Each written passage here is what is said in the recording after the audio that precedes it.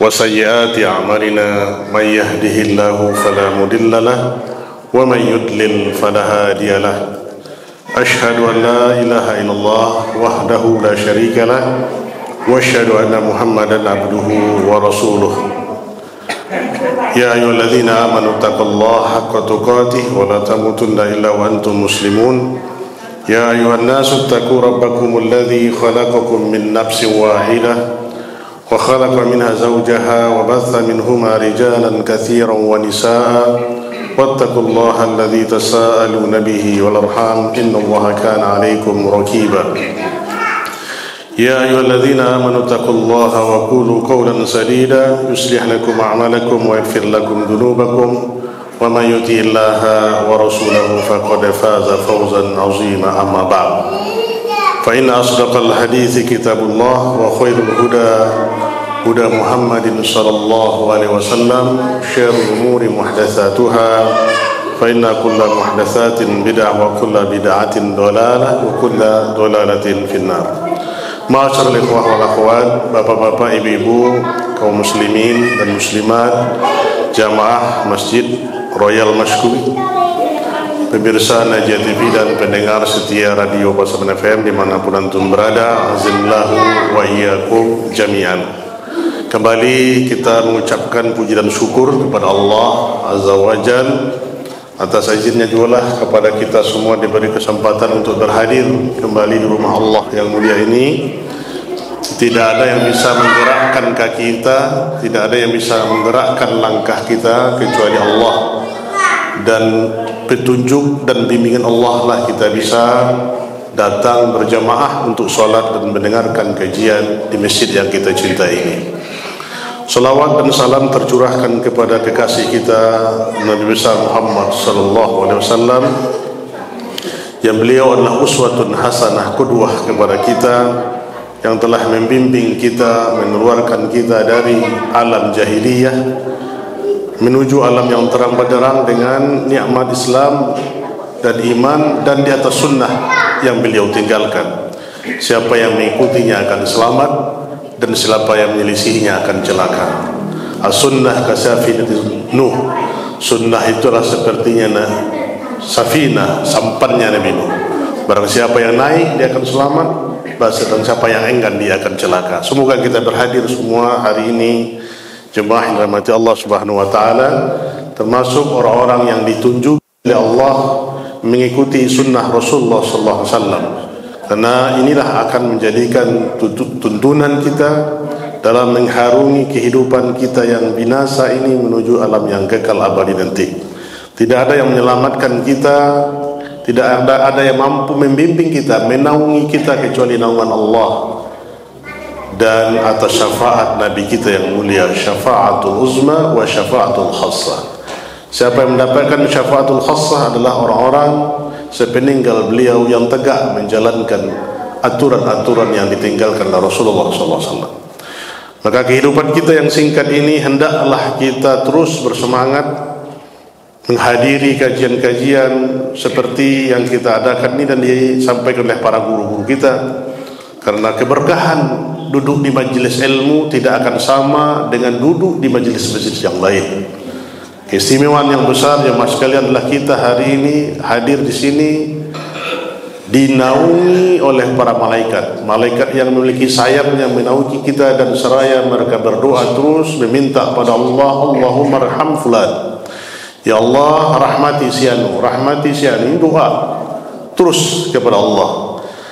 Maka doa siapa lagi yang minta-minta? Di saat manusia banyak meminta doa kepada guru-guru, kepada kiai-kiai yang telah meninggal, yang tidak mendengarkan doa mereka, maka kita yang hadir ini didoakan oleh malaikat. Hatta ikan pun khut hitanu fil bahar. Semua jenis ikan di laut, berapa spesiesnya, berapa jumlahnya tidak terhitung, mendoakan kita yang hadir di majelis ilmu. Inilah tempat al-buqa'ah, tempat yang diistimewakan oleh Allah dan disuruh kita terus melaziminya. Jemaah yang dirahmati Allah Subhanahu wa taala, kalau kita berbicara tentang kesibukan, tentang kegiatan, tidak akan pernah ujung usainya kita menghadapi dunia ini. sampai kita dipenuhi mulut kita dengan tanah. Itulah hawa nafsu yang ada di antara kita. Maka inilah kerugian besar nanti yang dialami oleh manusia-manusia seperti ini yang tidak lagi bisa beramal, yang tidak bisa lagi mengabdikan dirinya untuk beribadah pada Allah, dan penyesalan kenapa mereka tidak ada satu saat untuk menyembah Allah. Bercita-cita mereka, berkeinginan mereka untuk hadir kembali ke dunia ini, walaupun hanya sesaat, untuk mampu beribadah kepada Allah. Tapi inilah hayat angan-angan yang tidak akan pernah kembali kepada mereka. Bapak Ibu jemaah yang dirahmati Allah, ini untuk motivasi kita kembali terus bersemangat, karena kita hadir di sini adalah telah menyusuri jalan-jalan menuju surga.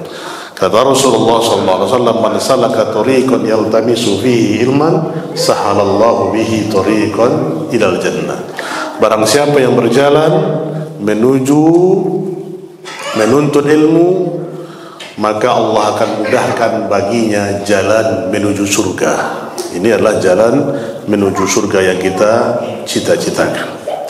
Baiklah, di kesempatan ini kita akan melanjutkan kajian kita Taisirul A'lam Syarhul Umdatul Ahkam, kitab hadis yang membahas tentang ahkam, hukum-hukum yang berkaitan dengan agama kita. Masih di bab Thaharah, Bapak Ibu. Di pertemuan ini kita akan melanjutkan hadis-hadis seputar tentang Thaharah yang dikarang oleh Syekh ini di dalam kitab beliau. Hadis yang kelima, yaitu hadis datang dari Abu Hurairah. An Abi Hurairah radhiyallahu anhu anna Rasulullah sallallahu alaihi wasallam qala la yabullanna ahadukum fil ma'i ad-da'im alladhi la yajri thumma yaghtasilu fihi. Ya. Wa 'inda Imam Muslim qala la yaghtasilu ahadukum fil ma'i ad-da'im wa huwa junub. Ini hadisnya tentang bab Thaharah juga, di mana hadis ini datang dari Abu Hurairah. Semoga Allah meridhoinya, bahwasanya dia berkata bahwa Rasulullah SAW telah bersabda, la yabulanna ahadukum, janganlah salah seorang di antara kalian BAK, buang air kecil. Baul itu buang air kecil. Filma ad-da'im, yaitu di air yang tergenang. Alladzi la yajri, yang tidak mengalir. Ya, jadi air tergenang itu tidak ada mengalir. Sama seperti kita, Pak. Kalau kita ini agak susah juga mencari yang air tergenang, tapi ada. Kalau dulu di Timur Tengah itu, karena di situ kan susah cari air, ya ada situ mungkin ada air tergenang di situ, karena susah seperti negara kita ini. Negara kita subhanallah airnya melimpah. Kalau di Timur Tengah itu ada sedikit pohon, ada situ celah, ada situ ada tumpuk air tergenang. Kalau dulu kalau kita di kampung-kampung kita ini ada seperti kubangan apa, Pak? Kubangan kerbau, ya. Nah, ada kubangan kerbau di kampung itu kan ada bulat, ya. Itu nggak mengalir airnya itu. Ana ingat masih kecil-kecil dulu. Nah, itu di tepi-tepi sungai kita dulu itu ada kerbau, ya. Nah, itu dia punya kubangan. Nah, di situ airnya ada, airnya tetap tidak mengalir, ya.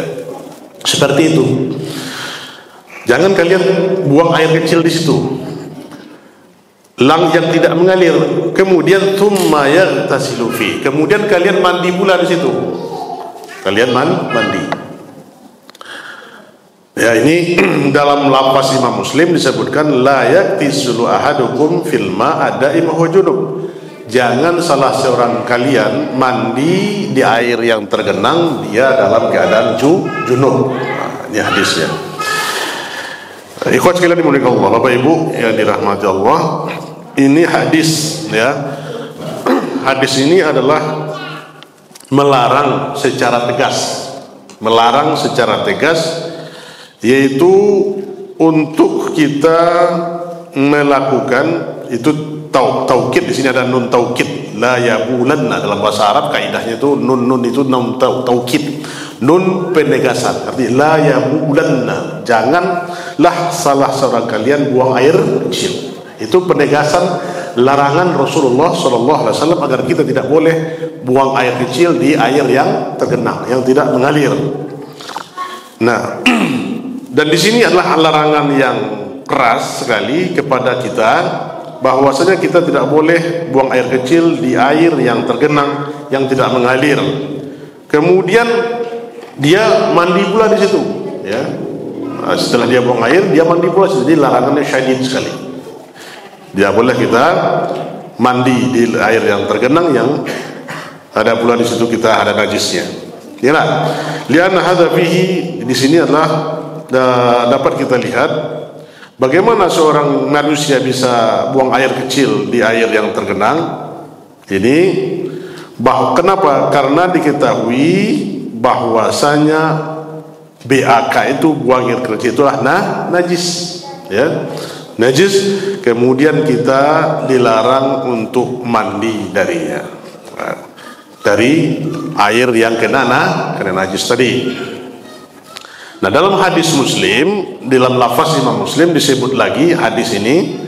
Kalau tadi hadis yang lafaznya juga disebutkan tadi, di dalam lafaz dalam Sahih Muslim disebutkan la yaktasilu ahadukum fil ma'a wa junub. Ditegaskan lagi, jangan kalian mandi di air yang tergenang dalam keadaan junub. Jadi mandi junub di air yang tergenang tadi. Nah, di sini riwayat, ya, bahwasanya buang air kecil di air yang tergenang itu yang tidak mengalir, ya. Kemudian dia mandi di situ, ini adalah larangan untuk kepada kita. Lebih lagi mandi dari junub, ya, dari air yang tergenang tadi. Kalau dia ada diketahui najisnya. Nah, di sini ada dua bentuk, ikhwas sekalian, dua bentuk larangan. Larangan apa yang terkandung dalam hadis ini? Larangan yang pertama adalah an-nahyu anil baul fil ma'rakid. Itu larangan yang pertama, yaitu larangan dari buang air kecil di air yang tergenang. Apakah dia akan mandi bersuci dengannya, ya, mandi dengannya atau tidak, ya? Apakah air itu digunakan untuk mandi atau tidak? Kita tidak boleh buang air kecil di situ, ya. Ini artinya apa? Larangan kepada kita untuk tidak buang air kecil di tempat air yang tergenang. Yang kedua adalah bahwasanya buang air kecil di air yang tergenang, kemudian dia mandi dengannya atau bersuci dengannya, itu tidak diragukan lagi seburuk-buruk pekerjaan, seburuk-buruk perbuatan, ya. Jadi dia orang yang buang air kecil di tempat yang tergenang, kemudian dia berwuduk atau mandi pula di situ, itulah perbuatan yang paling asyaddu qabahan, perbuatan yang sangat jelek, perbuatan yang sangat buruk. Inilah larangan Nabi kita sallallahu alaihi wasallam, ya. Dan lebih-lebih lagi adalah mandi junub pula di situ, ya. Berwuduk tidak boleh, bersuci tidak boleh, apalagi mandi junub. Nah, Bapak Ibu sekalian dari Allah SWT, ini dua bentuk, ya, larangan dari Nabi tadi, dari hadis tadi. Adapun hukum, ya, hukum yang dapat kita petik di situ, kita mengetahui bahwasanya air itu ada beberapa jenis sebagiannya, ada beberapa macam. Kata para ulama, ada yang membagi air itu dua jenis. Apa itu? Yang pertama, tohur, air yang suci lagi mensucikan. Yang kedua najis, air yang najis. Itu air. Jadi ada air yang suci, ada air yang najis. Sebagian lagi ulama membagi tiga kelompok jenis air itu. Yang pertama tohur, air yang suci, ya. Tohir, air yang suci lagi mensucikan, ya. dan najis, air yang bercampur dengan najis. Ini 3. Di sebahagian ada perbedaan di kalangan para ulama membagi ini. Ada yang membagi 2 saja, ada yang membagi 3 jenis air. Maka kita lihat ala kulli at-tahur, air at-tahur itu adalah huwallazi yajuz raf'ul hadas bi, yaitu air at-tahur itu adalah air yang suci lagi mensucikan, boleh pula membersihkan hadas. Dia airnya suci dan boleh pula mensucikan hadas. Nah, ini kajiannya kan panjang nih ikhwan sekalian. Ada air yang suci tapi tidak mensucikan. Seperti apa itu? Air minum ya, kopi, teh, itu air suci tapi tidak bisa mensucikan. Jangan pula kita pakai istinja air kopi atau air susu di mana gitu. Air yang suci tapi tidak mensucikan. Yang ini adalah air yang at-tahur ya. Fa idza taghayyara at-tahuriyah, apabila dia berubah ya kesucian ini, bahwasanya berubahnya dari air yang suci kepada yang najis itu adalah karena adanya tercampur dengan najis ya, bercampur dengan najis. Dan tidak bisa itu lagi, kalau sudah tercampur dengan najis, dia tidak lagi bisa mengangkat hadas. Jadi kalau air suci tadi tercampur dengan najis, tidak bisa lagi atau mengangkat hadas ya. Tapi kalau taghayyara min najas fa huwa najis ya. Jadi kalau seandainya berubah dia dengan najis, maka air itu jadi najis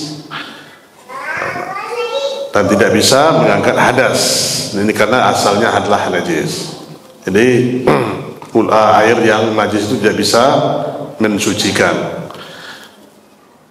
Maka para ulama menjelaskan bahwasanya apabila air itu terkena najis ya, itu diberi batasan, diberi batasan. Apabila najis masuk ke dalam air yang banyak, berapa banyak ukurannya? Ini disebutkan oleh Nabi SAW, batasan air itu banyak terkena najis ya.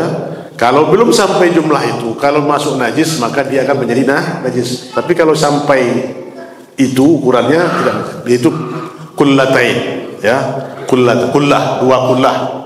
Kan dulu kita sering mengatakan 2 kullah, Pak. Nah, berapa 2 kullah itu? Maka dijelaskan oleh para ulama, lihat, ada yang mengatakan bahwasanya 2 kullah itu adalah 200 lebih liter atau 270 liter. 2 kullah, nah, itu diperkirakan Pak ikhwan sekalian ya, sekitar 200 atau 270 liter. Nah, kalau seandainya air itu ya tidak sampai 2 kullah masuk najis ya, maka berubahlah air yang suci tadi menjadi najis. Kalau tapi melebihi 2 kullah masuk najis, maka najis tadi menjadi suci. Karena ukurannya adalah 2 kullah. Kalau kita kullah, kita kan menangkap uang, Pak. Ada bak sekarang ini, ada ember ya. Kalau orang kampung kita dulu bikin masjid itu ada ulah ya, yang bikin bak ya. Nah, jadi kalau masuk najis itu lebih dia dari ulah, maka tidak dihukumi najis. Tapi kalau sedikit airnya, tidak sampai 2 kullah tadi, masuk najis sesuatu yang najis, maka air itu akan menjadi najis, tidak boleh lagi kita bersuci dengannya. Ini ukurannya ya, yang lebih sedikit dari 2 kullah tadi. Tapi kalau banyak dia, maka dia jadi hukumi suci ya. Ikhwan sekalian yang dirahmati Allah Subhanahu wa taala, dia takriban 500 kilo atau binal ma. Jadi ukurannya sekitar 200-an liter air ya.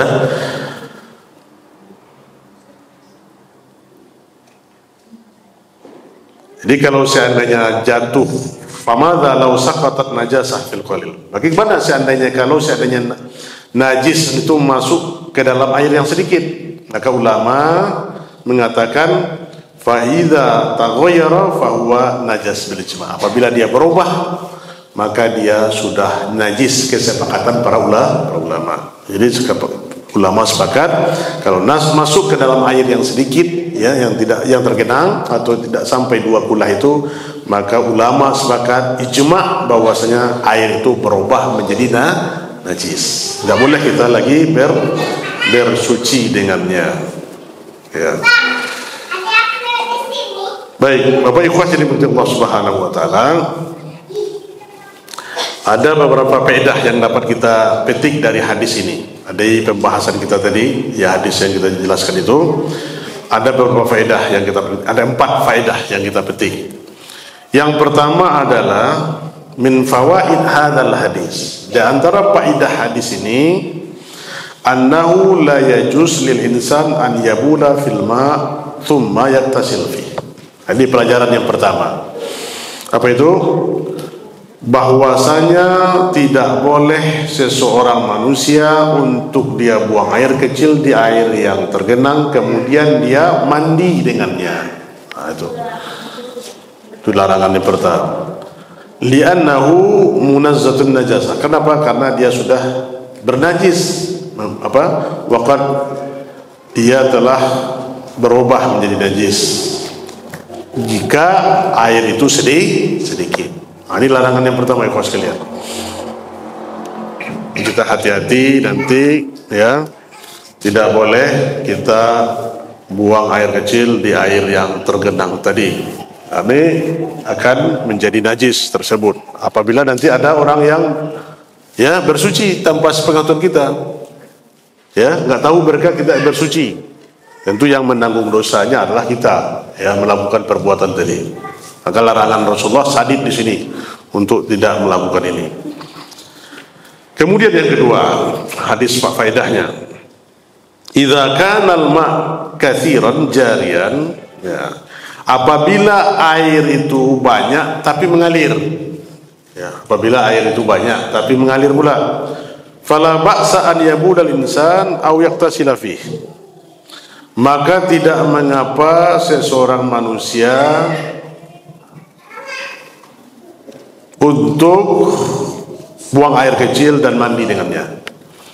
Airnya mengalir, Pak. Misalnya kalau kita apa tuh? Anak air lah. Anak air tapi mengalir. Atau di sungai, ya, boleh. Li'annal ma' fihi mukatsir, karena airnya banyak.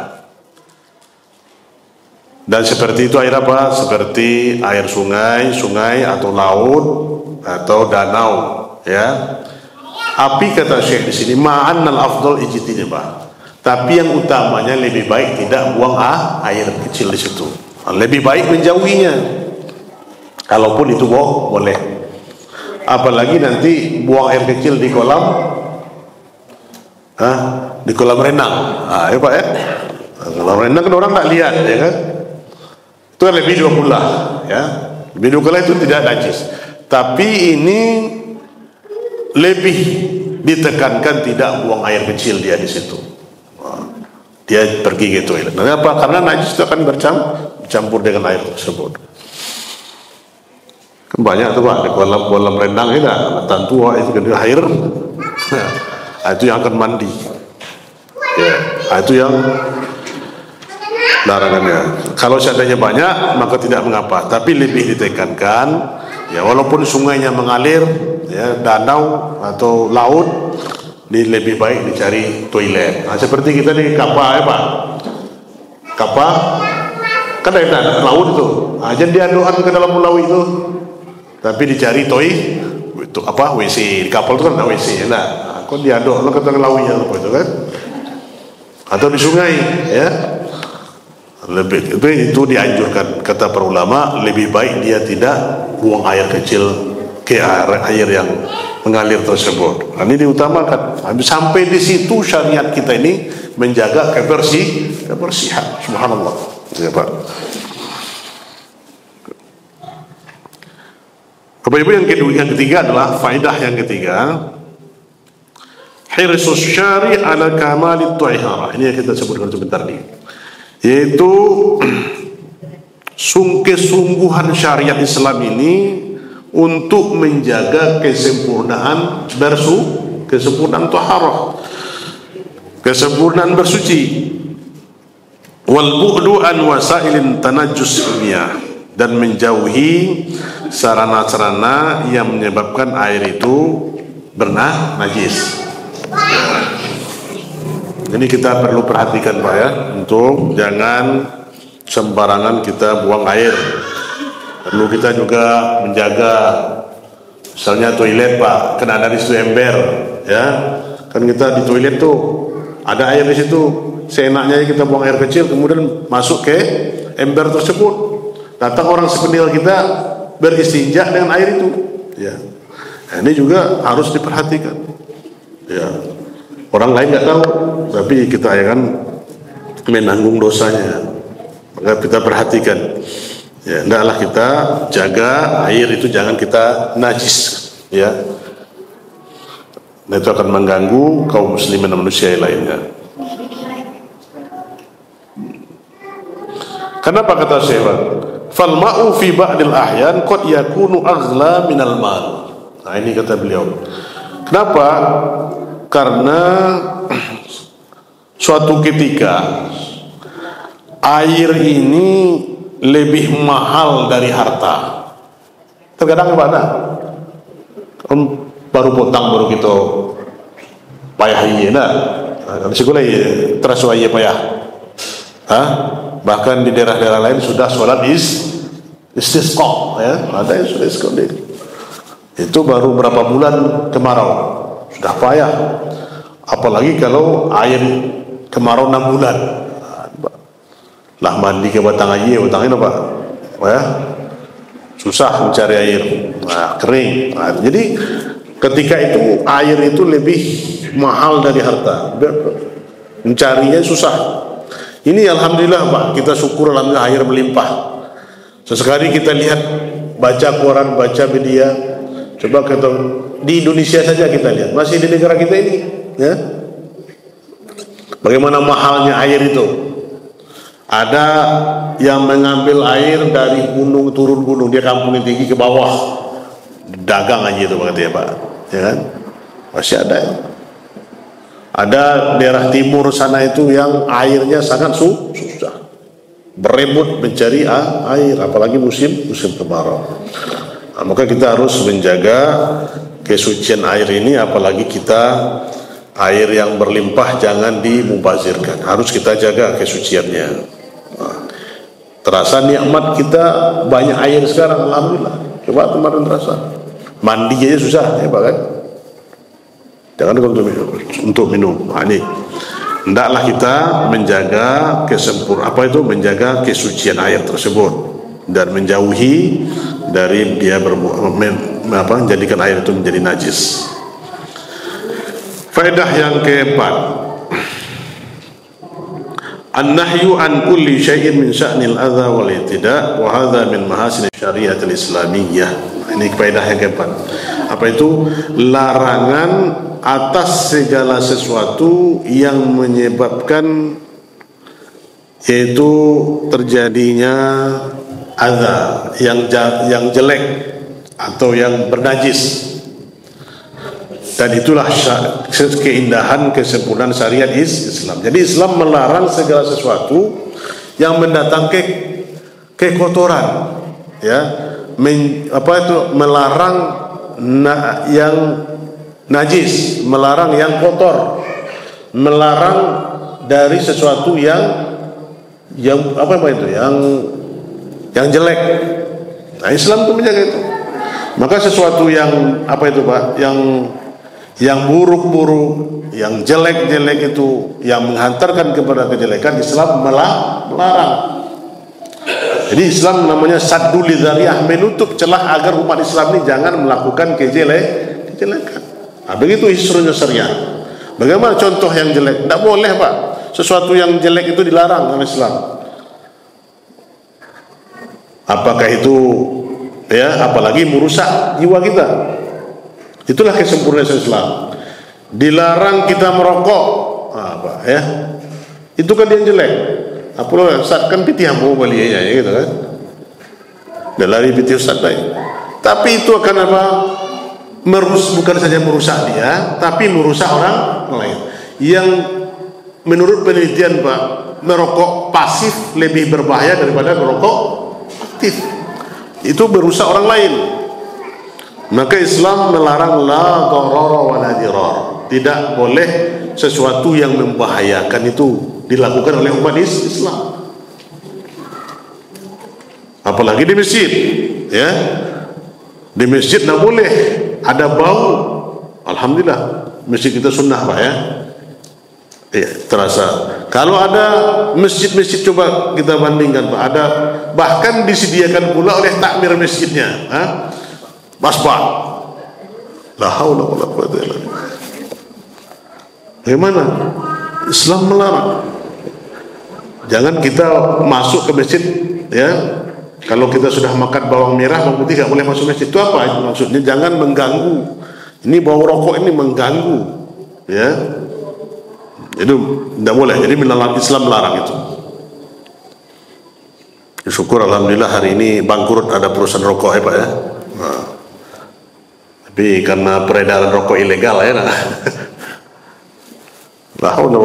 Jadi sesuatu yang membahayakan dilarang, apalagi yang lain, ya, yang merusak diri, narkoba, ya, apalagi khamar, ya, merusak diri kita dan lingkungan. Maka Islam melarangnya. Jadi sesuatu yang membahayakan diri kita, membahayakan orang lain, maka Islam melarang ini. Inilah kesempurnaan syariat Islam yang mulia ini Pak. Karena Islam menjaga min daruriyatil khamsah. Islam itu menjaga min daruriyatul khamsah. 5 yang dijaganya. Apa itu? Menjaga akal. Islam harus menjaga akal. Mana akal Pak? Maka tidak boleh mentang-mentang kita punya akal, kita rusak akal kita, ya. Maka sesuatu yang merusak akal diharamkan, khamar dan sejenisnya, ya. An-nafs, diri, jiwa, tidak boleh kita membunuh. Seorang muslim harus dilindungi, ya. Kehormatan, tidak boleh kita merusak, menjaga kehormatan orang lain.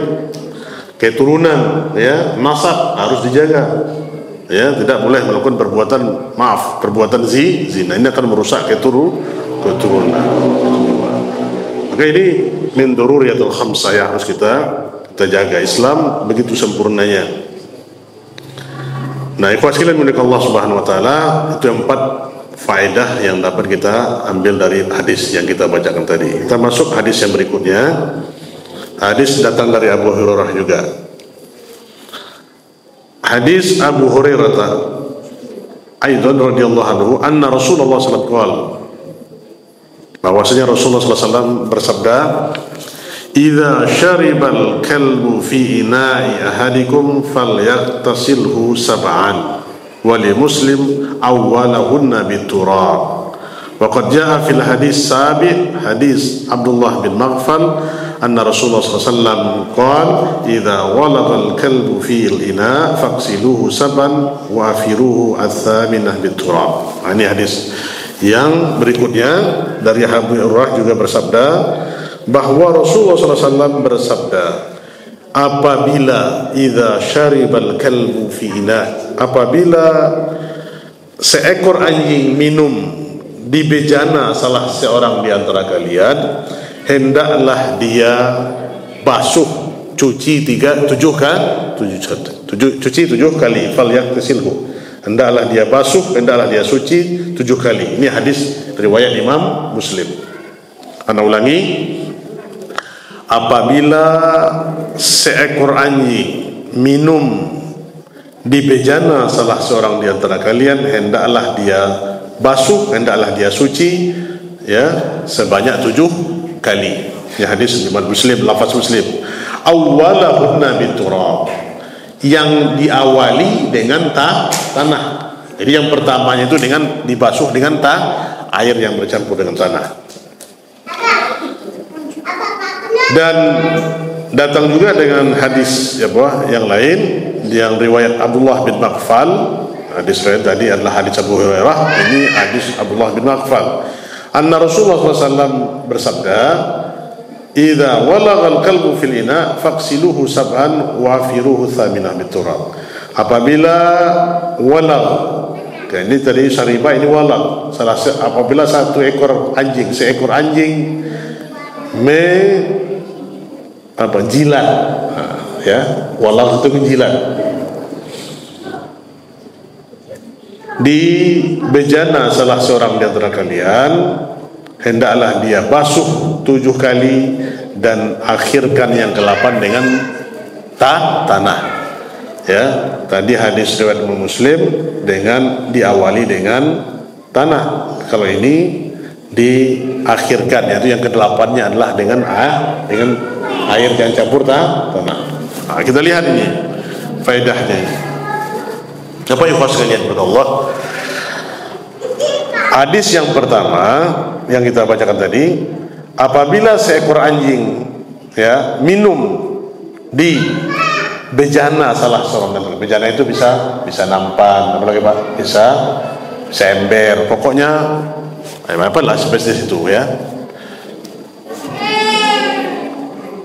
atau piring atau semacamnya. Nah, hadzal hadis aslun fi istillah ala najasatil. Ini hadis ini menunjukkan najisnya anjing. Apa ya? Ini dalil kepada kita datang dari Rasulullah SAW akan najisnya anjing. Jadi anjing itu hadisnya najis mughallazah, najis berat.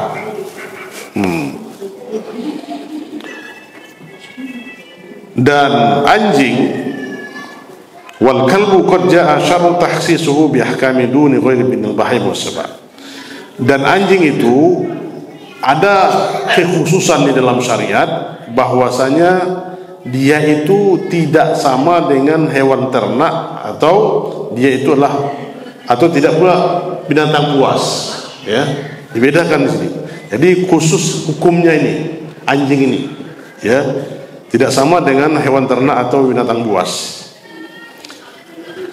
Maka najisnya anjing itu fa najasatul kalb najasatun mughallazah. Jadi anjing itu najisnya adalah najis berat, Pak. Bukan najis ringan. Dzalika li'annahu lam yusyra'. Kenapa anjing itu dikatakan najis mughallazah?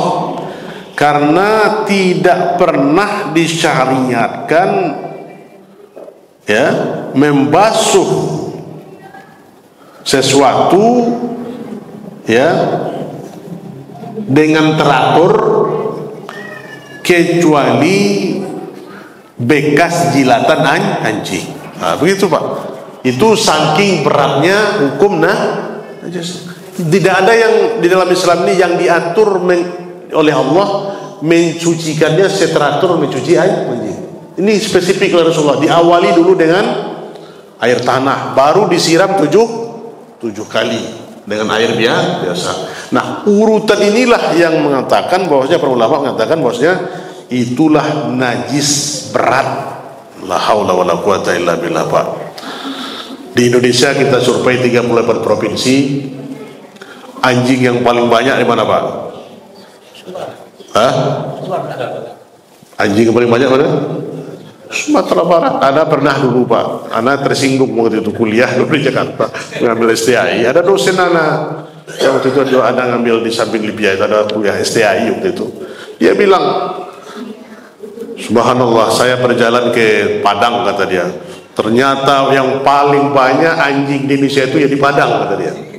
La haula wala quwwata. Marahnya enggak ada benar itu Pak. Iya ternyata. Subhanallah Pak, lihat Pak ya.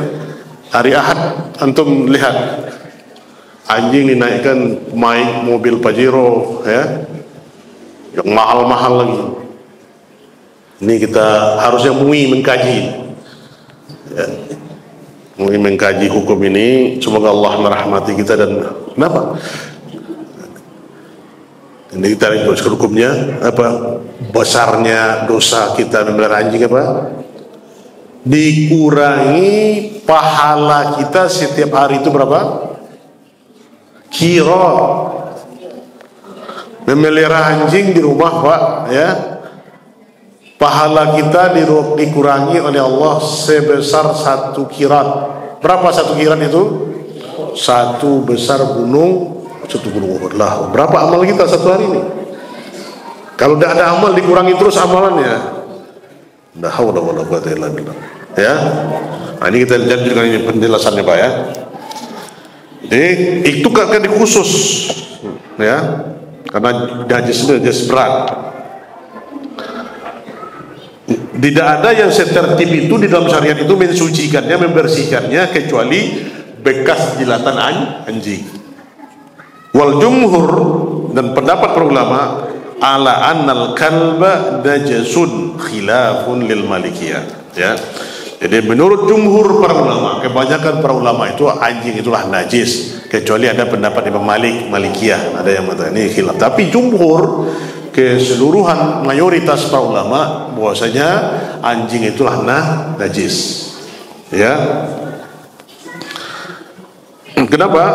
Karena ada hukum khusus itu yang membahas tentang anjing ini. Ya, Pak ikhwan sekalian, di antaranya adalah minha annal kalba la yajuz ibtilaquhu min ghairi hajah. Bahwasanya anjing itu tidak boleh dimiliki kecuali ada sesuatu yang membuat kita harus memilikinya. Wal hajah, dan kepentingan itu artinya seperti hirasah ya. Hirasah itu adalah menjaga kebun ya. Di kebun boleh, tapi jangan dibawa ke kampung ya.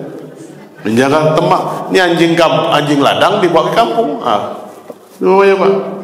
Kalau di ladang saja bikin.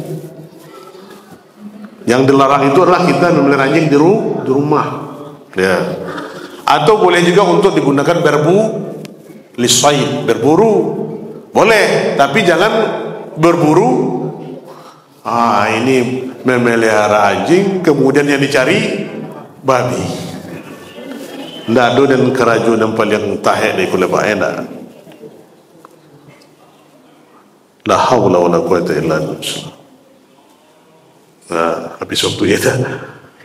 Baik, karena azan kita mungkin cukupkan demikian. Nanti kita akan lanjutkan dengan sedikit baru tanya jawab. Semoga Allah memberkahi kita semua. Bagi ikhwan sekalian, kita skor dulu untuk sholat isya. Wallahu ta'ala a'lam bissawab. Assalamualaikum warahmatullahi wabarakatuh. Baik, kita lanjutkan. Bismillah. Assalamualaikum warahmatullahi wabarakatuh. Alhamdulillah wassalatu wassalamu ala Rasulillah wa ba'du. Bapak dan Ibu dan ikhwah sekalian milik Allah Subhanahu wa taala, kita lanjutkan sedikit lagi sebelum tanya jawab. Di pembahasan kita tadi menjelaskan bahwa tentang larangan kita untuk memiliki atau memelihara anjing kecuali hanya untuk lidururah, kecuali untuk hajat, untuk keperluan. Seperti yang dibolehkan dalam syariat itu adalah untuk menjaga kebun ya, dan itu pun adalah di kebun, bukan di rumah kita, tempat kita tinggal, atau untuk berburu ya, atau untuk kita gunakan untuk menjaga kebun dan segala macamnya. Dan kata Syekh di sini bahwasanya apabila seseorang itu memiliki atau memelihara anjing li ghairi hajah, tidak ada kebutuhan ya, tidak butuh atau tidak ada keperluan itu, naqasa min ajrihi kulla yaumin qirat. Seperti yang saya sebutkan tadi adalah berkurang setiap hari pahalanya itu sebesar qirat, seukuran qirat. Qirat itu sebesar qirat itu apa? Sebesar bukit Uhud. Subhanallah. Ini ya Pak ikhwah sekalian, berapa pahala yang berkurang ya kepada kita untuk memelihara anjing. Itu adalah dosa yang sangat besar ya. Pahala kita saja ya mungkin satu hari itu wallahu alam ya, mungkin tidak sampai seperempat atau sebukit Uhud. Ini 1 qirat dikurangi. Kalau setiap hari dikurangi ya berapa lagi yang tinggal pahalanya? Itulah yang besar sekali larangan. Apalagi kita lihat sebahagian kaum muslimin, yang kita khawatirkan adalah kaum muslimin, saudara-saudara kita yang tidak peduli dengan ini. Bahkan anak nasihati diri anak sendiri dan kita semua lebih peduli pula kepada anjing daripada anak-anaknya ya, kepada keluarganya Bapak Ibu yang dilihat ikhwan sekalian, tidak asing lagi bagi yang hobi bapak-bapak kita ini. Bahkan untuk anjing itu makanannya sangat diperhatikan, istimewa enak. Bahkan dikasih susu, daging ya. Anak kita saja sekali sebulan mungkin jarang makan daging. Dan tidak pula satu ekor Pak ya, ada yang 5 ya, ada yang 7. La haula wala quwata illa, semoga kita Allah jaga kita dari hal ini ya. Jadi syariat sangat melarang. Wa kadzalika nahyu syari'an bayil kal. Demikian juga Islam melarang jual beli anjing. La haula wala quwata illa. Dan di situ Pak ada bisnis itu juga, bisnis jual beli anjing. Katanya afwan itu anjing Betawi itu mahal ya. Harganya itu ada yang sampai 3 juta, ada yang 5 juta ya kan. Dan itu adalah haram hukumnya ya, memakan yang parahnya lagi Bapak Haji jual anjing ya. La haula wala quwwata illa billah. Wa bayyana anna thamul qalbi khabith. Nah ini, dan dijelaskan bahwasanya harga jual beli itu adalah khabas. Khabas itu najis yang paling buruk. Ini Pak memelihara anjing, dicari babinya jual. Itu sudah berlipat-lipat. Betapa ya kaum muslimin saudara kita tidak mengetahui hukum ini harus kita jelaskan. Semoga mereka saudara-saudara kita ini sadar kembali, begitu syariat kita menjaga hal ini. Hendaklah kita sadar bahwasanya sekedar hobi bisa menjungkir balikan kita ke neraka. Terkadang kan hobi Pak ya. Islam nggak melarang hobi, silahkan antum hobi apa ya. Tapi mana yang hobi yang dilarang, mana hobi yang disuruh. Mubazir, maka Islam itu min husnil Islam irma'i tarku ma la yani. Di antara kebaikan seorang muslim itu dia meninggalkan sesuatu yang tidak bermanfaat baginya. Berapa sia-sianya? Ya, habis waktu, umur, ya, pahala berkurang setiap hari. Bahkan memancing pun hobi, bahkan hobi mancing. Tapi dari pagi sampai sore, ya, yang dipancing bukan laut, bukan sungai, tapi kolam, ya. Ikannya pun dilepas dulu, ya, ditimbang dulu baru dipancing, setelah itu ditimbang lagi. Mana menyia-nyiakan waktu, tambah judi lagi di situlah. Ya, ini sangat prihatin kita kualitas ya agama kita akhir-akhir ini, sehingga semua sesuatu dijadikan judi Pak. Ya, semua sesuatu itu jadikan judi. Kalau dulu judinya terang-terangan, kan judi terselubung, kita punya HP, ya kan, semua sesuatu. Bahkan kalau judi itu anaknya lahir pun bisa jadi judi. Kita anaknya mau lahir bisa dijadikan judi dia. Bertaruh dia sama orang laki atau perempuan. Begitu kalau sudah.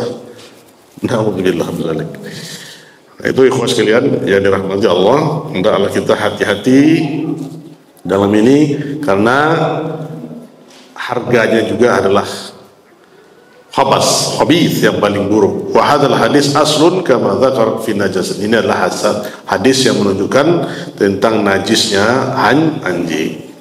Ya.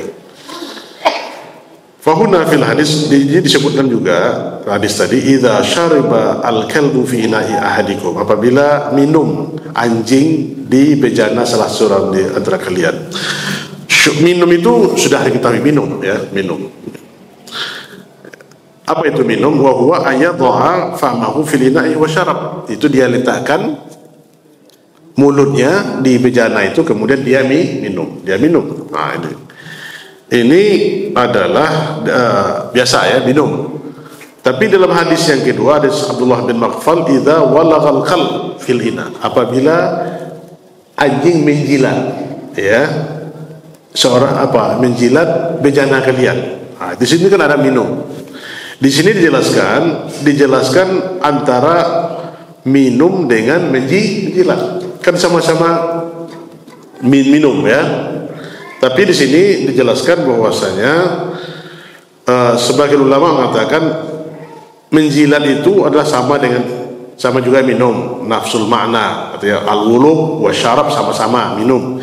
Tapi sebagian lain mengatakan wuluk itu, menjilat itu lebih daripada minum. Itu dengan apa? Dengan letakkan mulutnya, kemudian dia keluarkan lidahnya, akan menjilat tuh, ya. Bukan baik apakah ada air di situ atau tidak, dia menjilat. Ya, di sini paham kan? Jadi bedanya meminum dengan menjilat. Nah, di sini kalau minum itu biasa ya, tapi kalau dia menjilat lagi itu adalah lebih dahsyat lagi, ya. Maka itu dia keluarkan lisannya, lidahnya untuk minum, dan dia gerak-gerakkan ke bejana itu sehingga dia minum dengannya. Untuk itu, apa yang lebih ini terjadi, hendaklah ya kita dalam hadis Muslim tadi, awwalu biturab, dengan mengawali dengan air tanah dulu. Air yang dicampur dengan tanah, kemudian baru dicuci. Setelah itu baru dicuci tujuh kali atau 6 sekali dengan turab, 6 lagi dengan air, karena sama 7 kali dan diawali dengan tanah. Hadis yang kedua lafaznya adalah yang ke-8-nya dengan tanah. Ya, ini ada dua riwayat. Tapi jumhur menyatakan bahwasanya yang lebih sahih, lebih arjah itu adalah kita awali dengan tanah, kemudian baru dengan air bersih. Ini dah ikhwas sekalian ya, tentang ya syadidnya kita memelihara anjing. Sanggupkah kita setiap hari untuk menjamak? Apalagi yang dijilat itu pakaiannya, apalagi yang dijilat itu mulutnya, ya, apalagi badannya. Ini dengan kendaraan, Pak, ya, bahkan dipangku pula anjing itu, ya, dipangku di belakang dan depan. Bisa kan menjaga di anjing itu menjilat? Tidak menjilat. Berapa jilatan anjing, betapa najis yang menempel di badannya. La haula wala quwata illa billah. Ya, dia terus bergelimang dengan najis setiap hari. Sudahlah tidak sholat, ya, ditambah berbaur dengan najis setiap hari. Tentu ini pelajaran kepada kita semua. Hendaklah kita menyadari bahwasanya semua itu akan dipertanggungjawabkan nanti di hadapan Allah. Di saat kita tidak bisa lagi berhujjah di hadapan Allah, ya, di saat tidak ada lagi beri syafaat, ya, amalan kita sedikit dikurangi pula, ya, dan kehidupan itu amat panjang. Hendaklah kita memperhatikan ini semua agar kita jangan dijungkir balikkan oleh Allah ke dalam nerakanya. Faliyadzubillah min dzalik. Bapak Ibu sekalian, ada beberapa faedah dari hadis ini, ya, kita ringkaskan saja. Yang pertama adalah wujub tathhir ma lagha fihi al-qalb, yaitu wajibnya mensuci apabila dijilat oleh anjing. Ya, wajib untuk mensuci jilatan anjing, membasuhnya 7 kali dan diawali dengan tanah. Itu yang pertama. Jadi setiap dijilat anjing, apakah bejana atau nampan atau ember atau sesuatu yang kita itu harus disamak namanya, ya, harus disamak dengan air, ya, dan dimulai dengan air yang dicampur dengan tanah. Itu dia. Yang kedua adalah bahwasanya tidak ada beda antara anjing yang boleh dipelihara dan anjing yang tidak boleh dipelihara dalam najis sama, ya. Anjing yang dipelihara di kebun tadi atau, ya, yang tidak boleh dipelihara itu sama-sama najis, tidak ada bedanya. Asal anjing dia apakah dipelihara atau tidak dipelihara, kalau dia menjilat maka sama hukumnya najis. Maka kita wajib sama dia.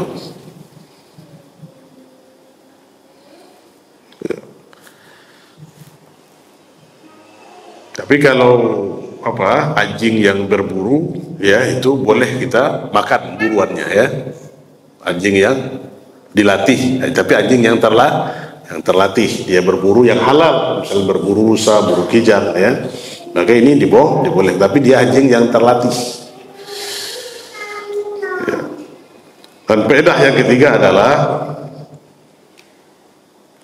bahwasanya urutan dalam mencuci bejana atau dijilat oleh anjing itu, ya, ini menunjukkan najis itu adalah bersengatan najisnya atau najis mughallazah.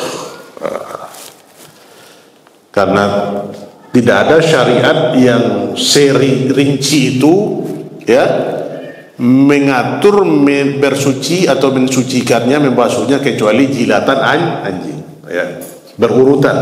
Karena itulah makanya anjing itu disebutkan adalah najis mughallazah, najis yang sangat berat. Nah itu ikhwan sekalian, ya, 3 faedah dari hadis yang hari ini kita baca. Mudah-mudahan ini bermanfaat agar kita hati-hati untuk, ya, waspada juga dengan jilatan anjing, ya. Dan kita jilat harus disamak dan harus diawali dengan air tanah, baru dibersihkan dengan air yang bersih. Dan janganlah kita tasahul, ya, bermudah-mudah dalam memelihara anjing. Kalau tidak ada hajat yang menyebabkan kita, janganlah sekali-kali kita untuk memeliharanya, karena ini besar sekali risikonya. Risiko yang besar itu adalah berkurangnya pahala kita sebesar bukit Uhud 1 hari. Wallah, naudzubillah min zalik. Mungkin itu. Kalau ada pertanyaan sebelum kita tutup majelis kita ini, kita persilahkan Bapak dan Ikhwah sekalian sesuai dengan apa yang kita bisa menjawabnya. Kalau tidak, kita akan tangguh jangan pada kesempatan yang lain. Wallahu ta'ala a'lam bishawab. Ya, fadhil Pak. Ya.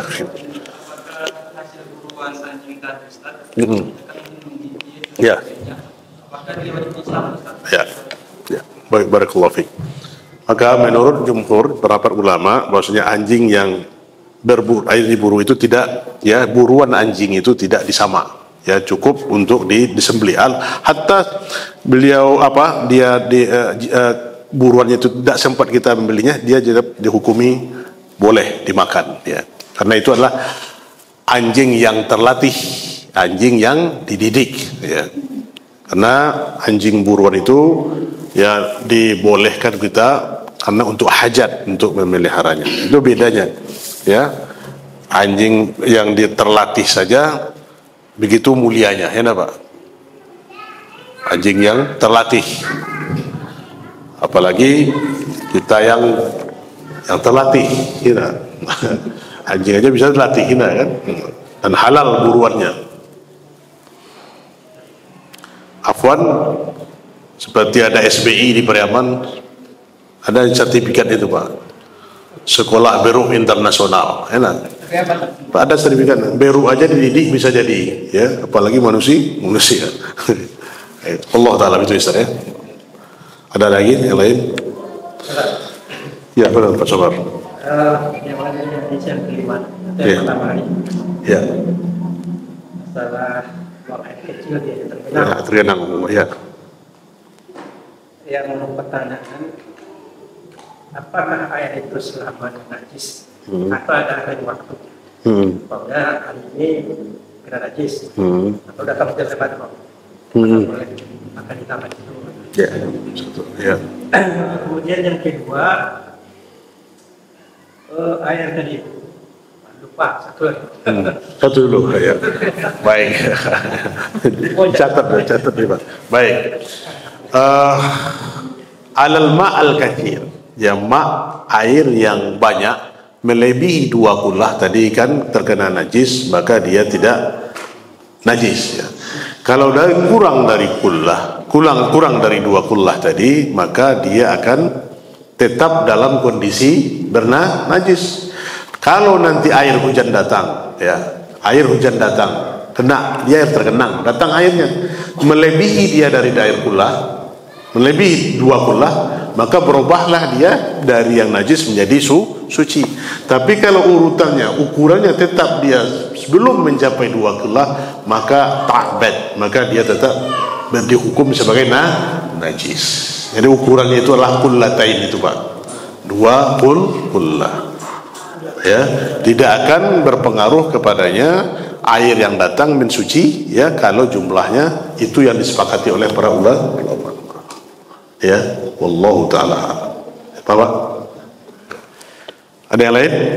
Ingat dulu Pak Sabar, satu lagi. Ingat. Air najis tadi. Kurang dari stok. 2 kullah ya. Apakah ada usaha menjadikan mensucikan disaring ya. Ada tak? Ya, wallahu taala alam ya. Yang kita lihat bahwasanya para ulama telah mendefinisi di sini bahwasanya air yang sudah najis yang belum mencapai 2 kullah ya, itu tetap dihukumi dengan najis ya. Apapun wasilah yang mensterilkannya, maka tidak akan bisa berubah ya wujudnya dari najis kepada suci. Nah, walaupun sekarang diolah menjadi apa namanya itu filter dan segala macamnya ya. Tapi bila dia melebihi dari itu tentu agak usaha yang berat juga ya kan, melakukan membersih dengan steril seperti itu ya kan. Ini ukurannya itu Pak Sabar ya. Allah taala. Baik, ada pertanyaan dari ibu ini sebentar. Ya, silakan Pak. Bolehkah kita membunuh anjing di rumah kita Pak? Anjing yang tidur di teras? Ya, baik Pak. Apa? Iya. Masya Allah. Iya. Lagi, hukum kita bagi laki-laki dan perempuan. Ya, barakallahu fiik. Yang pertama tentang anjing sesuai dengan tema kita ya. Bolehkah membunuh anjing ya? Membunuh anjing tentu tidak semena-mena ya. Dan dalam aturan Islam walaupun anjing ya, seorang wanita ada yang masuk neraka karena 1 ekor anjing. Seorang wanita jahat, wanita pelacur ya. Dan anjing ini kehausan ya. Dan dia melihat anjing ini kehausan, dia yatahassas, menjilati pasir itu, gerung pasir. Kemudian wanita tadi turun ya ke dalam sumur, diambilnya sepatunya, kemudian dia serahkan kepada anjing tadi. Dengannya amalnya tadi memasukkan dia ke surga. Ya. Itu artinya apa? Tidaklah boleh kita semena-mena membunuh anjing yang tidak membahayakan kita. Jadi satu jalan membahayakan ya. Kalau dia membahayakan kita, maka dibolehkan. Misalnya dia mengganggu ya, dia misalnya anjing gila ya. Anjing gila itu membahayakan kita, membahayakan orang lain, tentu dibunuh. Tapi kalau sendal anjing tentu ada pemiliknya ya, ya maka kita konfirmasi dulu atau tanyakan kepada pemiliknya ya. Kalau tidak ada maka diusir terlebih dahulu ya. Karena itu apalagi anjing ini tidak boleh dijadikan sasaran tembak ya. Itu zulm kepada hewan. Zolim itu adalah menjadikan hewan itu sebagai sasaran latihan. Misalnya latihan menembak ya. Latihan kalau gitu mau latihan jadi anjing itu tidak boleh ya. Ya. Atau anjing itu nggak ada salahnya langsung dilempar saja. Ini nggak boleh ya. Itu kan makhluk ya. Ya, maka hendaklah kita. Kalau di teras kita itu tentu diusir dulu ya, Kalau dia mengganggu juga sapa kepada pemilik. Kalau tidak ada pemiliknya maka kalau dia mengganggu terus ya, itu kan mengganggu ya, maka di sini boleh kita bunuh dia. Nah, betul, malaikat tidak akan masuk ke rumah yang ada anjingnya. Terus? Apakah termasuk itu? Ya, Kalau anjing orang anjing orang lain ya. Iya. Ya, itu kan kita nggak mengetahui kapan anjing. Kan beda itu Pak ya. Kalau anjing kita, karena malaikat tidak masuk ke rumah ya ada anjingnya dan ada gambarnya ya. Itu kan anjing kita. Kalau anjing tetangga kan kita tidak sadar, kita tidur datang dia kan. Wah, itu enggak. Tapi kan itu bukan kita dihukumi ya. La yukallifullahu nafsan illa wus'aha. Tidak. Allah bebani kita yang tidak sanggup kita menjalaninya itu ya. Jadi untuk itu hendaklah kita helm, kasih sayang hatta kepada hewan pun, kecuali anjing itu mengganggu. Ini ada jenis hewan yang boleh dibunuh Pak, perintah ya. Ada hewan yang kita disuruh membunuhnya. Apa itu? Ular, kalajengking, apa lagi? Cicak ya, pahala kita membunuhnya, pahala ya. Nah, itu ada jenis-jenis yang disebutkan oleh Rasulullah SAW. Adapun anjing ini walaupun dia najis ya, tapi tidak boleh kita tanpa ada uzur sembarangan untuk mencelakainya ya, kecuali memudaratkan kita seperti yang saya sebutkan tadi, anjing lepas ya, kedulu apalagi anjing gila ya. Nah, maka entahlah dalam ini kewenangan kepada pemerintah. Kan dulu itu pemerintah menertibkan anjing-anjing liar ya, sehingga karena nanti terjangkit apa namanya itu virus rabies ya, ini mengganggu ya. Hendak itu diperhatikan ya, itu Pak ya. Allah Ta'ala alam. Yang kedua adalah hukum khitan. Al-khitan itu adalah sunnah dari Rasulullah Sallallahu Alaihi Wasallam ya, karena itulah sunnah Nabi Ibrahim alaihissalam dan diikrarkan menjadi sunnah Rasulullah Sallallahu Alaihi Wasallam, karena khitan itu adalah salah satu fitrah ya, dari fitrah kita manusia ya. Itu ada beberapa fitrah, mencabut bulu kitiak, merapikan kumis ya, memelihara jenggot ya, dan khitan ya. Khitan itu adalah sunnah Rasulullah Sallallahu Alaihi Wasallam untuk kita lakukan ya. Maka para ulama jumhur mengatakan sama dia laki dan perempuan, sama dia hukumnya ya. Nah, perempuan juga dikhitan ya. Jadi akhir-akhir ini kan kita disibuk apa kan Pak ya, sangat susah mengkhitan anak perempuan ya. Nah, ini menurut penelitian bahwasanya kalau wanita itu tidak dikhitan, dia itu akan berpengaruh nanti kepada kepada wanita tersebut. Maka Islam mensyariatkan untuk dikhitan dia perempuan itu ya. Lihat itu hukumnya dijelaskan oleh para ulama. Maka idzal taqatal hitan falma, nah, apabila bertemu dua hitan maka air, artinya mandi junub. Itu petanda bahwasanya laki dan perempuan itu adalah khitan ya. Wallahu ta'ala a'lam. Baik, ada pertanyaan dari ibu ini. Ana pernah tinggal di hutan, di sana hanya ada air bekas galian alat berat, kira-kira ukuran 50 kali 25 meter. Air itu untuk mencuci, kadang masuk mandi ke dalam kolam tersebut. Apakah air tersebut bisa untuk berwudu karena hanya ada air tersebut? 50 kali 25 berapa jumlahnya itu? Tidak sampai dari 20. Ana baca kemarin bahwasanya, coba ibu nanti searching lagi ya, ukuran 2 kullah. Coba lihat itu, ukuran 2 kullah itu 1,2 meter kali 1,7 meter. Itu 1 kullah itu. 2 kullah itu. Berarti ini kurang Bu, 50 kali 25 cm. Berarti airnya tidak mencapai 2 kullah. Nah, kalau tidak mencapai 2 kullah, kalau airnya itu najis ya, maka apalagi masuk ke dalamnya mandi ya. Nah, maka ini dikhawatirkan kita tidak tahu air itu najis. Maka untuk itu lebih hati-hati kita tidak menggunakan air tersebut untuk mandi dan untuk berwudu. Allah ya, karena tidak tahu kita, karena airnya tergenang ya, air tergenang bekas alat galian alat. Maka di sini tidak kita lakukan karena itu airnya kurang dari 2 kullah. Dikhawatirkan nanti ada yang tercampur dengan najis ya, kan kita tidak tahu kan, apalagi mandi di situ dan berwudu dengannya. Ya, maka itu untuk kehati-hatian kita untuk tidak mempergunakannya untuk bersuci. Wallahu taala a'lam bissawab. Masih ada Pak? Ya. Ini kita bahas. Satu Bapak. Dulu. Kita berusia Pak. Dalam kajian ini kan patokannya air, Pak ya. Iya. 2 bulan. Iya.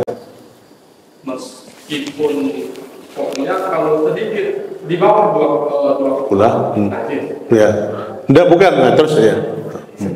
Jadi kalau lebih dari 2 bulan, dia mensucikan. Ya, mensucikan ya. Iya. Apakah ada patokannya najis dia masuk ke dalam air ini? Misalnya banyak nih najisnya nih, Ya. Ya, ukuran banyak besarnya ini tidak dijelaskan, tapi dia adalah tercampur dengan najis. Kalau kita yakin, ya, kalau kita yakin air tadi tidak terkena najis, ya, maka kita hukumi dia tetap dalam keadaan suci, ya. Kita yakin, ya, bahwasanya tidak ada yang menyebabkan dia najis, ya. Atau dijelaskan, ini ada dijelaskan tadi bahwasanya kalau kita yakin dia tidak tercampur dengan najis, maka air itu tetap dihukumi tetap hukumi suci, ya. Tapi kalau dia tercampur dengan sesuatu, ya, sedikit atau banyaknya belum capai 2 bulan, maka dia itu dihukumi najis. Yang najis itu sedikit banyak tidak sebutkan, sedikit aja buang air kecil di situ tetap najis. Nah, gitu Pak ya. Tapi kalau yakin kita tidak ada masuk, ya, tidak apa, maka boleh. Jadi di situ telah menentukan tohur atau tidaknya, suci atau tidak sucinya air tersebut. Allah taala. Sama seperti ibu-ibu tadi yang bertanya, kan air itu tidak sampai 2 kula. Kalau dia yakin tidak bercampur dengan najis, maka tetap dihukumi suci. Nah, itu dia. Tapi kalau jelas nanti ada air atau sesuatu najis yang masuk, maka dia sudah berubah dari air suci menjadi air najis. Nah, itu Pak ya, ukuran untuk menentukannya. Allah taala alam. Baik, Pak Nus. Iya, ini menambahkan untuk lebih kuat kita Ustaz. Anjing tadi. Pernah dulu kita lihat di orang yang kena jilatan anjing. Umpannya bakterinya luar biasa itu. Jadi bahaya bagi kesehatan. Betul. Rabies. Iya. Kalau tidak rabies, bukan. Tapi yang berbahaya ke kesehatan apa akibatnya itu berdampak untuk kesehatan dia. Jantung fisiknya lah, jisimnya ya. Jadi jangan main-main dengan anjing. Oh ya, itu tambahan referensi dari Pak Brios ya. Oh iya. Kemudian apa tadi? Masalah air bulan 2 bulan tadi kan? Iya. Jadi kan ada batasannya kan berubah kan? Iya berubah ya. Tapi kan kebanyakan najisnya. Iya. Jadi kalau udah kebanyakan najisnya mungkin kita udah berubah. Kita yang normal mungkin tidak yakin lagi kita untuk memakainya. Iya iya. Tapi itulah hebatnya agama Islam sendiri kan, kita dijaga dari hal-hal yang buruk gitu. Iya. Tambah nih Pak ya. Ya Pak Riz itu tambahan, Allah taala. Tapi itulah ya.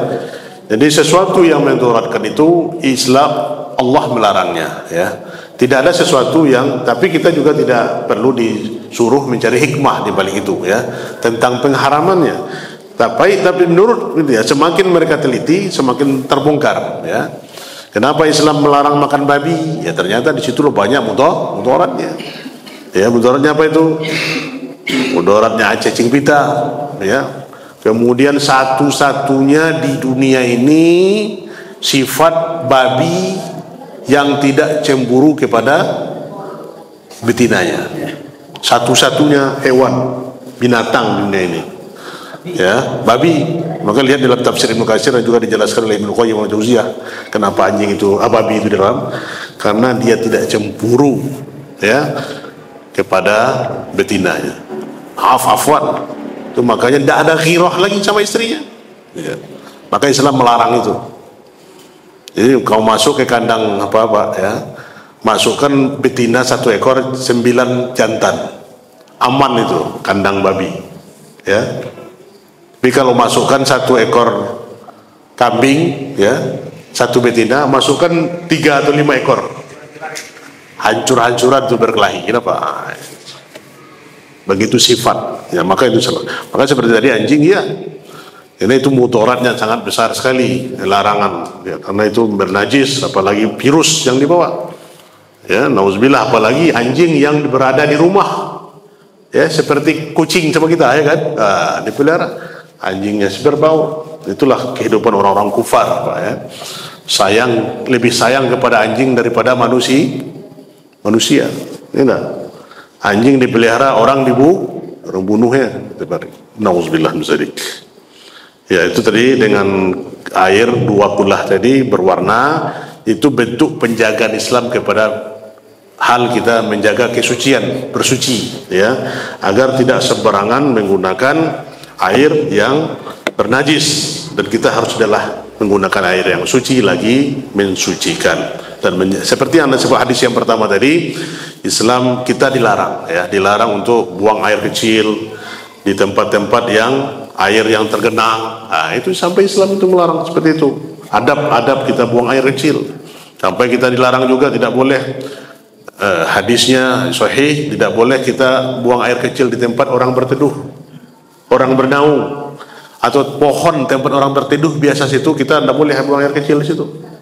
Atau kita tidak boleh air kecil di tempat ada rongganya, ada lubangnya. Itu juga membunuh hewan yang ada di tersebut. Begitu penjagaan Islam kepada syariat ini, dan bentuk kasih sayang Islam kepada sesama makhluk Allah Subhanahu wa taala. Itu Pak, ya. Masih ada Bu? Ada Ibu atau yang Bapak yang lain? Ya, betul. Dulu anak saya ada waktu ketika umur 1,5 tahun. Ya. Digigit Ustaz.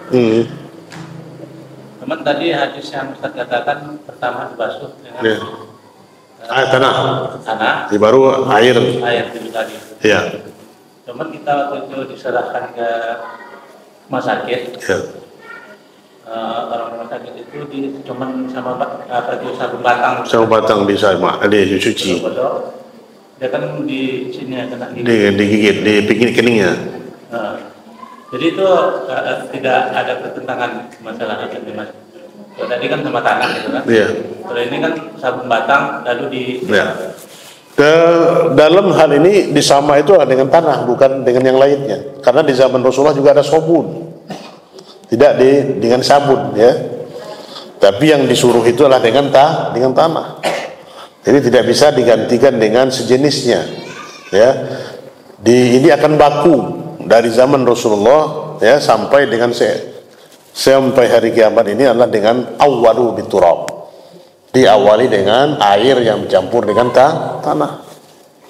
Boleh juga yang hadis yang kedua lafaz tadi, yang 7 kalinya dengan air biasa, baru yang ke-8-nya air tanah itu. Tapi jumhur mengatakan lebih baik diawali dengan air campur dengan tanah.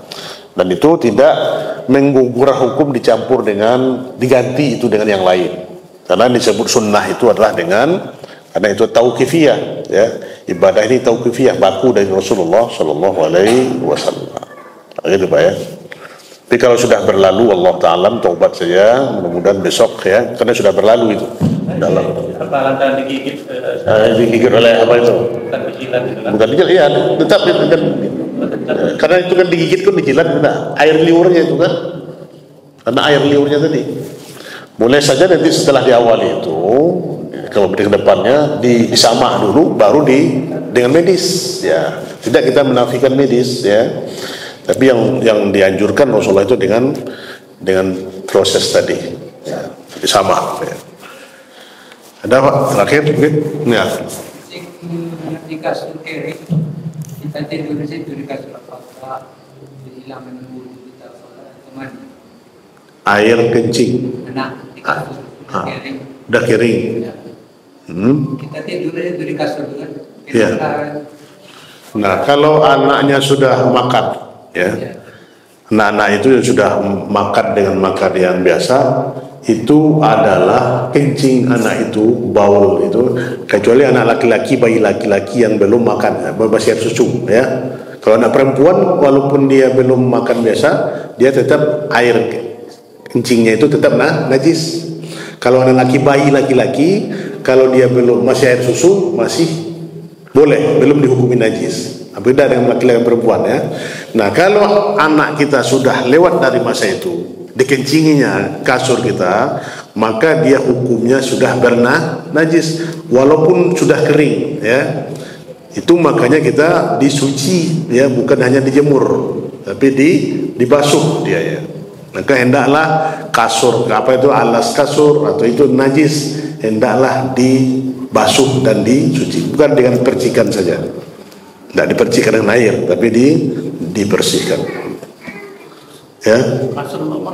Bukan kasurnya, kalau kasurnya dijemur ya, dia bukan dicuci ya. Kasurnya dijemur sampai kering dia. Kalau dibasuh dengan air itu rusak kapasnya itu ya kan ya. Tapi kalau alasnya itu di apa, spraynya ya, spray itu dicuci, diganti ya. Kalau kasurnya itu dikeringkan, dijemur sampai hilang dia. Itu Pak ya. Wallahu a'lam. Ada lagi Pak? Cukup ya? Udah 8:30, udah hampir 9. Baik, Bapak Ibu sekalian yang dimuliakan Allah Subhanahu wa taala, itu dia pembahasan kita 2 hadis malam ini tentang tahur. Semoga Allah terus memberikan taufik kepada kita. Insyaallah pada pertemuan selanjutnya kita akan lanjutkan bab berikutnya tentang taharah ini. Wallahu taala alam. Benar ini datang dari Allah dan salah datang dari ana sendiri dan syaitan. Namun ampun, kita tutup dengan baca khatam majelis. Subhanakallahumma wa bihamdika asyhadu an la ilaha illa anta astaghfiruka wa atubu ilaik. Wabillahi taufiq wal hidayah. Wassalamualaikum warahmatullahi wabarakatuh.